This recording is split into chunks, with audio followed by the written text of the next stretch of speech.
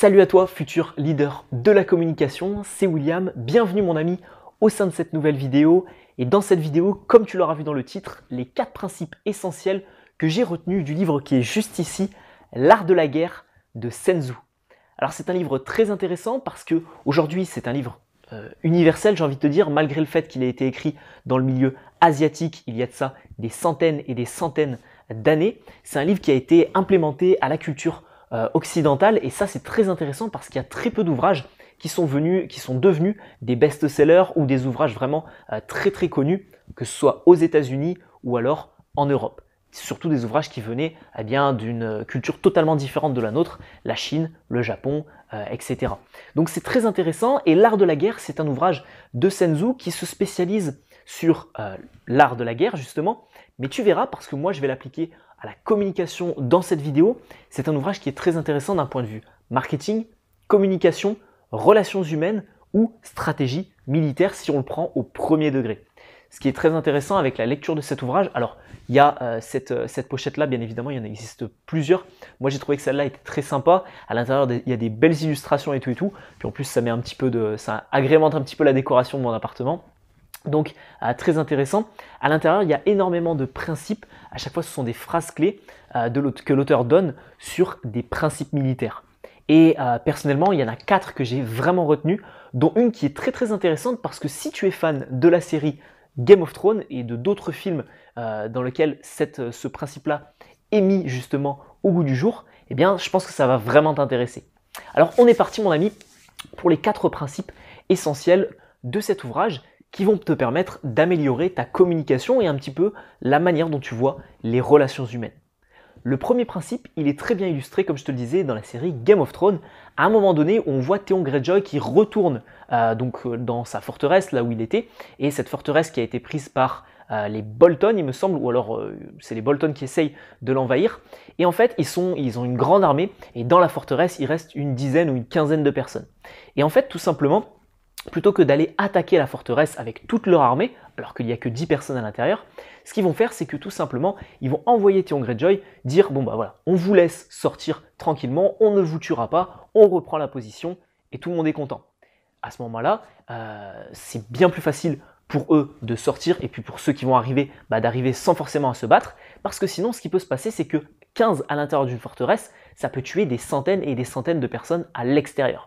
Tu vas me dire quel est le rapport avec la communication. Pour les plus malins d'entre vous, vous aurez trouvé. C'est que tout simplement, en fait, il faut laisser toujours une porte de sortie, ce qu'on va appeler une solution de secours. Et il faut permettre à ton interlocuteur de toujours avoir cette position de secours. Si tu lui dis c'est comme ça et ce n'est pas autrement, il risque de se braquer, il risque de ne pas accepter. Par contre, en communication, si tu proposes quelque chose et que tu proposes volontairement ou alors que tu laisses penser qu'il y a une autre solution, et bien peut-être que la personne, si elle n'est pas à même de répondre positivement à ta première demande, elle va essayer de te proposer quelque chose d'un petit peu inférieur ou de te proposer une solution de secours. Et à ce moment-là, ce qui va se passer, si tu laisses la possibilité à ton interlocuteur d'avoir une solution de secours, de pouvoir te proposer autre chose, il va peut-être bifurquer sur cette proposition-là. Et si tu es très intelligent, tu auras même compris qu'en fait, ta proposition numéro 1 peut être la solution de secours. Ensuite, tu vas à ton interlocuteur dire quelque chose de complètement incroyable que toi-même tu ne souhaites pas avoir. Lui va s'embarquer dans la solution de secours et au final, ce sera ce que toi tu voulais en premier. T'as compris, t'as pas compris? Je te donne un exemple très concret. Admettons que tu ailles négocier ton salaire avec ton employeur. Tu vas le voir, tu lui dis je souhaite une augmentation de 10%. 10% c'est énorme, ça dépend de ton salaire, mais 10% c'est quand même pas mal. Eh bien, tout simplement, à la base, toi, tu voulais uniquement 2-3% ou juste une prime de fin d'année, etc. Et tu le laisses paraître dans ton argumentation ou tu le dis de manière indirecte, etc. Et donc, ton employeur qui va du coup refuser les 10%, il sera bien plus à même d'accepter 2-3% ou alors juste de te faire une prime à la fin de l'année. Et donc, au final, tu auras obtenu ce que tu voulais réellement. Parce qu'en fait, si tu ne lui proposes pas une solution de secours ou que tu ne lui fais pas comprendre qu'il a une proposition de secours à te donner, eh bien, il y a de grandes chances pour qu'il ne te la donne même pas. Donc, un peu à l'image de la forteresse qui se fait envahir, toujours laisser une petite issue de secours, comme ça les personnes vont se battre moins ardemment au sein de la forteresse et puis ils vont peut-être essayer de prendre la porte de sortie pour pouvoir que toi ensuite tu puisses obtenir ce que tu veux réellement. Ensuite, le deuxième principe que j'ai compris de l'art de la guerre, c'est au niveau du territoire. Sur le territoire sur lequel tu vas devoir te battre, donc de manière militaire, et le territoire sur lequel tu vas négocier, influencer, convaincre en négociation et en communication. C'est très intéressant parce qu'en fait, tu apprends qu'il y a différents territoires. Il y a des territoires où, par exemple, s'il y a une armée et qu'il y a une colline et qu'il y a une autre armée sur la colline, bah, fatalement, l'armée qui va descendre la colline aura un avantage d'un point de vue géographique sur l'armée qui est en dessous. Pareil, s'il y a un fleuve, etc., etc. Donc ça, c'est des stratégies militaires, mais si tu fais un peu le parallèle en communication, tu comprendras fatalement que si tu négocies dans un endroit que tu connais, si tu négocies dans un endroit qui t'est familier, ce sera bien plus facile pour toi que d'être en terre inconnue. Je te prends un exemple concret, mais admettons que tu sois habitué de prendre des rendez-vous commerciaux dans un bar, dans un café. Ça a été mon cas il n'y a pas longtemps. J'ai eu un rendez-vous avec un ami à moi avec qui je fais un peu de business, qui m'a proposé un rendez-vous à un endroit. Et en fait, le fait qu'ils connaissent la personne au bar, le fait qu'ils connaissent les personnes qui travaillent dans ce bar, et le fait qu'ils connaissent tout ce monde, eh ben, ça lui donnait un réel avantage en fait sur la négociation. Alors moi, c'était quelqu'un avec qui je voulais juste discuter, avec qui je voulais juste, voilà, je voulais pas forcément négocier quelque chose de très important. Donc ça m'a pas dérangé d'être dans son univers et dans son milieu à lui. Par contre, ce que je t'invite à faire, c'est de toujours prendre possession un petit peu du territoire. C'est-à-dire que c'est ce qu'on avait vu notamment sur les cadres, les frames en communication, le cadre de pouvoir. Par exemple, quand tu vas aller à un entretien d'embauche ou que tu vas aller à un entretien avec un professionnel, eh bien, tu vas aller chez lui. Et souvent, quand tu vas aller chez lui, eh bien, il va te dire « assis-toi là » et tu vas t'asseoir sur la chaise et tu vas toucher à rien. Eh bien, en fait, il va falloir que tu montres que tu domines un petit peu le territoire et que tu te sens très à l'aise et presque chez toi. Et ça passe par quoi? Ça passe par le fait voilà, d'être à l'aise sur l'endroit où tu es, peut-être de toucher le mobilier, peut-être de toucher les choses qui sont sur son bureau. Qui ferait ça? Personne, mais au moins ça montre que tu es à l'aise. Par exemple, de se poser devant une vitre et d'aller regarder dehors comme si tu étais habitué à faire ça, comme si c'était un petit peu chez toi. Et donc en fait, tout ça, ça va te permettre de dominer un petit peu, d'un point de vue géographique, la position. Très intéressant sur l'art de la guerre, très intéressant aussi en communication. Le troisième principe que j'ai appris et que j'ai retenu de l'art de la guerre de Sun Tzu, c'est spécialement pour les managers, pour les leaders de demain, pour les entrepreneurs, etc. C'est de montrer qu'en fait, les choses sont faites avec une facilité déconcertante. Si par exemple demain, mon ami, tu souhaites montrer que tu as accompli quelque chose, une réussite professionnelle ou personnelle, et que les personnes te demandent est-ce que ça a été difficile, est-ce que ça a été compliqué, qu'est-ce que tu as mis en place, etc.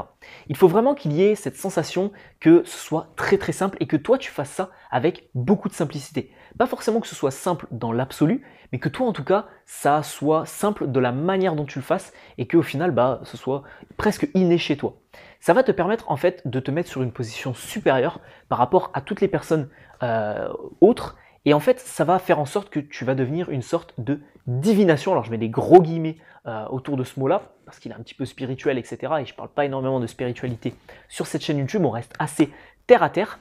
Mais en fait, ça va te mettre un petit peu sur une position supérieure de divinité, de personne qui a des talents innés pour faire quelque chose. Admettons, je vais te prendre un exemple très simple parce que c'est une idée qui me tourne autour de la tête depuis quelques temps, c'est de me remettre au piano. J'ai envie de me remettre au piano et d'apprendre à faire du piano. Si toi aujourd'hui tu sais faire un instrument de musique, de la guitare, du piano, du violoncelle, n'importe quel instrument, eh bien en fait il faut que les personnes aient l'impression que ce soit super facile, que tu aies cette oreille naturelle de pouvoir faire de la musique, le fait de pouvoir jouer d'un instrument de manière naturelle et que ce soit pas compliqué, que tu montres pas que tu es passé des heures et des heures à travailler là-dessus. Et tu seras vraiment vu comme un leader, tu seras vraiment vu comme une sorte de divination qui a ce don de naissance. Et enfin, quatrième et dernier principe de l'art de la guerre de Sun Tzu, c'est de varier les techniques d'approche. D'un point de vue militaire, d'un point de vue stratégique, quand on fait la guerre à quelqu'un, et d'ailleurs notamment je tiens juste à préciser, l'art de la guerre de Sun Tzu, c'est des principes qui ont été réutilisés par des généraux de guerre durant des centaines et des centaines d'années. Je te parle de Napoléon, je te parle de généraux durant la Seconde Guerre mondiale, etc. Toutes ces personnes-là ont utilisé les principes de l'art de la guerre. Donc le quatrième principe, c'est utiliser tout simplement des stratégies différentes et harceler un petit peu son adversaire avec plein de stratégies différentes. J'en parle notamment dans ma formation Performance Communication et l'accompagnement que je peux te proposer Performance Communication, qui est un accompagnement sur des stratégies de vente, de persuasion, pour arriver à convaincre son interlocuteur ou son auditoire à l'oral. C'est qu'en fait, je donne beaucoup de stratégies concrètes à mettre en place pour convaincre. Que ce soit de la persuasion, que ce soit le fait de convaincre avec des arguments, un argumentaire, et que ce soit d'autres stratégies que je peux t'expliquer. Le fait de raconter des histoires, le fait de raconter son histoire, le fait de raconter l'histoire d'autres personnes, faire ce qu'on appelle du storytelling, ça peut être implémenté à ta communication. Tu vas en fait glisser ton histoire, tu vas glisser des études, des chiffres, ça va augmenter le fait que tu sois quelqu'un qui soit la véracité de tes propos, le fait que tu sois quelqu'un qu'il faut croire, etc. Et en fait, dans ton argumentation, quand tu vas harceler ton adversaire avec beaucoup de techniques de communication différentes, un pitch, une petite histoire, une anecdote, etc., etc., eh bien ce qui va se passer, c'est que tu seras bien plus à même de créer une bonne communication et de mieux convaincre ton interlocuteur ou ton auditoire si c'est une prise de parole en public. Donc quatrième et dernier principe, harceler son adversaire avec une multitude de stratégies de communication ou une multitude de stratégies de techniques de guerre. Alors pour conclure cette vidéo, j'aimerais te donner un dernier principe bonus, un cinquième principe qui est pour moi fondamental. C'est que quand on va faire la guerre à un adversaire, tu l'imagines bien, on va d'abord analyser son adversaire et connaître ses forces et ses faiblesses pour pouvoir justement appuyer sur ses faiblesses, ne pas se confronter à ses différentes forces et pouvoir mieux gérer en fait la situation. C'est un principe essentiel qui est également donné dans l'art de la guerre de Sun Tzu et je tenais à te le partager tout simplement parce que en fait, je pense que c'est également essentiel en communication. Quand tu vas à un entretien d'embauche, tu te renseignes sur qui est la personne qui va être en face de toi. Quelles sont ses forces, ses faiblesses, est-ce que la personne est célibataire, est-ce qu'elle est mariée, est-ce qu'elle a des enfants, etc. Moi, j'ai pu me rendre compte de ça, c'est qu'à chaque fois que j'avais des entretiens dans le milieu professionnel avec des personnes qui avaient autour de 45-50 ans, moi actuellement j'en ai une vingtaine, je viens d'ailleurs de fêter mes 22 ans il y a quelques jours, mais quand j'ai des entretiens avec des personnes qui ont entre 40 et 50-60 ans, en fait je me rends compte qu'il y a ce lien qui se crée, ils me prennent presque pour leur enfant, ils ont souvent des enfants qui ont entre 15 et 20 ans, et donc du coup il y a vraiment ce lien et je peux jouer souvent de ce lien de complicité et de rapport parent-enfant. Et donc c'est très intéressant parce qu'ils me voient un peu comme leur enfant, donc souvent ils sont assez admiratifs de tout ce que je peux faire, de tout ce que je peux produire, du fait que je me sois lancé à mon compte, etc. Et ça paraît tout de suite incroyable. Donc du coup je t'invite vraiment à te renseigner sur ton interlocuteur, à savoir quelles sont ses forces, ses faiblesses et quelles sont ses différentes caractéristiques pour savoir sur quoi tu vas pouvoir appuyer et sur quel terrain tu vas pouvoir l'emmener justement. Si c'est quelqu'un d'assez prétentieux, si c'est quelqu'un de plutôt gentil, si c'est quelqu'un de plutôt généreux, tu vas pouvoir justement adapter ta stratégie de communication en fonction de tout ça.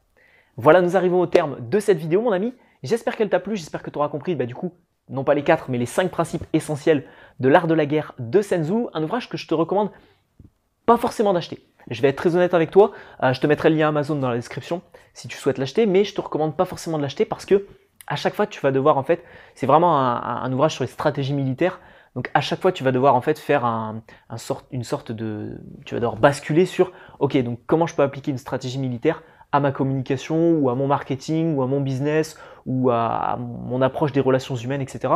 Donc c'est un peu compliqué et je pense avoir fait un petit peu le tour de cet ouvrage à travers cette vidéo.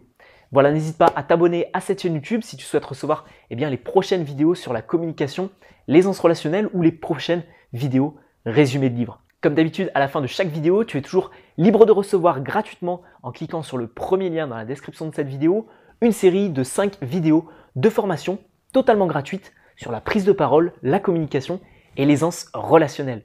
Cette formation, elle va te permettre d'améliorer ta prise de parole, ta communication en général, de débloquer peut-être certains problèmes que tu as, de débloquer certains blocages et d'apporter des solutions concrètes à ce que tu cherches réellement pour devenir un leader dans ta vie.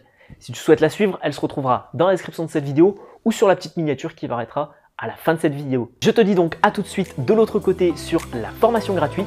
C'était William, mon ami. Ciao, ciao.